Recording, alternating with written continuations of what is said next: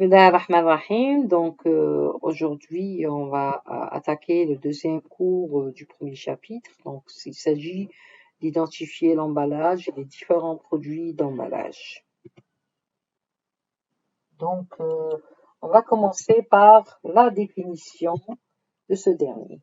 Donc qu'est-ce que c'est que l'emballage? En fait, l'emballage, c'est l'ensemble des éléments qui sont vendus avec le produit.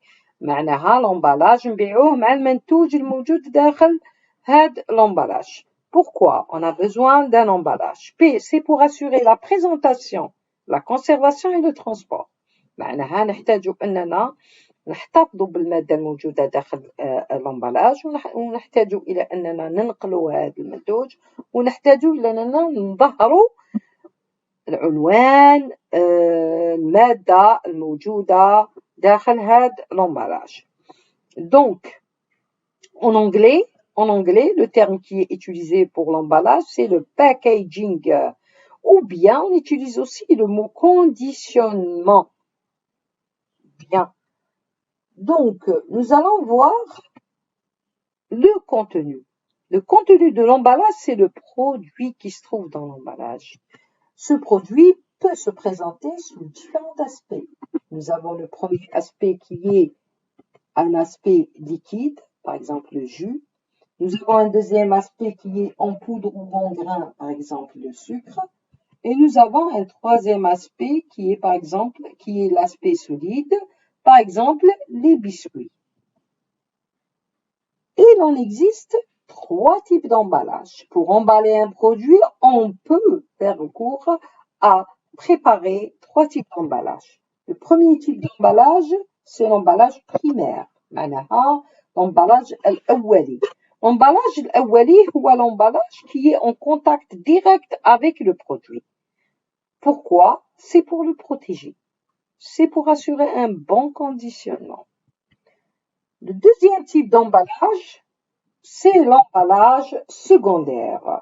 Ce dernier, il va envelopper l'emballage primaire et c'est un emballage qui est aussi appelé, qui est appelé à assurer la vente de ce dernier. Ça veut dire toutes les informations qui concernent l'emballage, le produit, sont contenues sur cet emballage.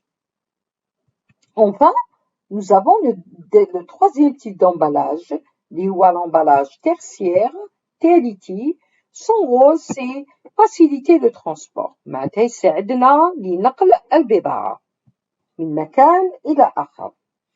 Attaquons maintenant les matériaux qu'on utilise pour fabriquer l'emballage. Nous avons le premier matériau qui est le bois, le hatab, 7% utilisé dans le secteur de l'emballage.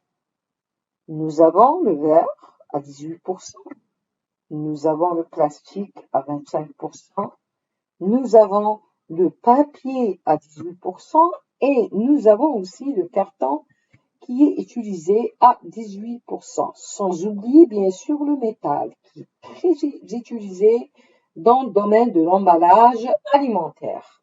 Bien, le carton.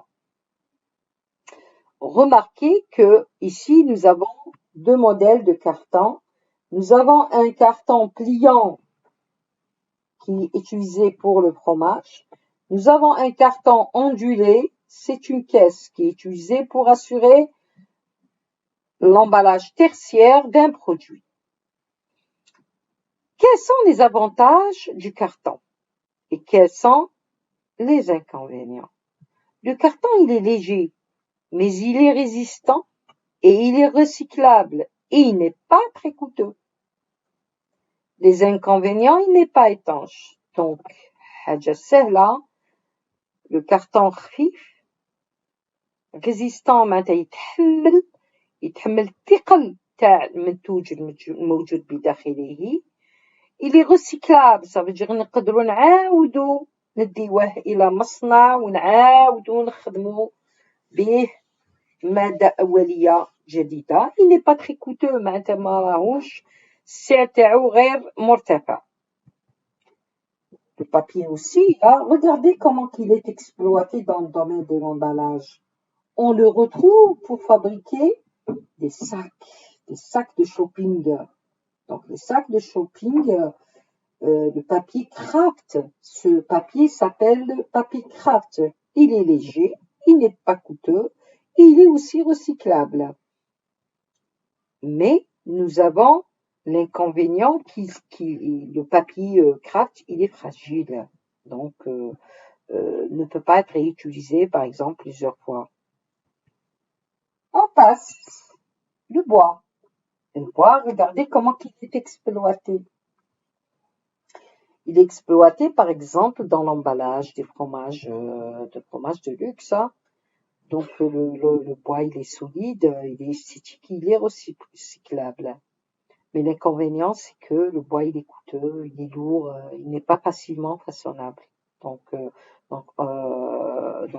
bois, généralement, pour l'utiliser, du moment qu'il est coûteux, ça veut dire ça va se répercuter sur le prix de revient du produit en question. Alors le plastique en Algérie, il est très utilisé dans le domaine de l'emballage alimentaire, domaine cosmétique, etc. Donc le plastique, il est résistant, il résiste, il est léger, rapide, il est économique, اقتصادي, il est facilement façonnable. معناتها نقدروا نشكلوا الشكل بطريقة سهلة وبسيطة. Mais pour le recycler, ça demande quand même toute une industrie de recyclage, donc il est difficilement recyclable. Voilà. Donc le verre aussi, le verre c'est un très bon protecteur, vous savez. Donc regardez, on le retrouve dans le domaine alimentaire, dans le domaine cosmétique. Il est transparent, ça veut dire يخلينا نشوفوا المنتوج الموجود بداخل الآخر. Très hygiénique. Il est très hygiénique. Il est, sauf que, remarquez avec moi, sur plan inconvénient, il est lourd, il est fragile, ça veut dire il est cassable, mais il est aussi coûteux. Alors, attaquons maintenant le métal. Le métal très exploité dans le domaine du cosmétique et dans le domaine aussi alimentaire. Il est très conseillé pour la conservation des produits alimentaires. C'est un support qui est solide, mais il est coûteux.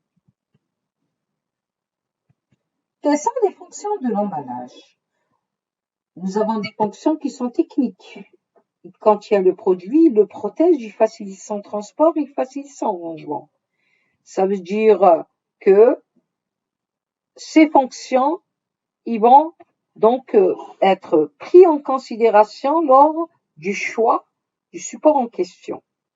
Nous avons des fonctions qui sont, commerciales. Ça veut dire que si mon emballage il est bien, ça me permet d'attirer, séduire le consommateur. Le مستهلك. Informer le consommateur, ça veut dire أعلم المستهلك. Bien. L'étiquette. L'étiquette aussi, elle est classée dans le secteur de l'emballage. Vous savez que l'étiquette aussi, elle nous renseigne sur le contenu de l'emballage. Remarquez avec moi, par exemple, ici, nous avons le titre Unwen. Nous avons ici le logo de l'entreprise. Nous avons ici aussi le poids du contenu. Nous avons le code à barre qui est très important pour la gestion des articles et pour même la vente, la commercialisation des produits. Nous avons aussi la composition du produit, très importante. Nous avons notre cible ou bien le consommateur.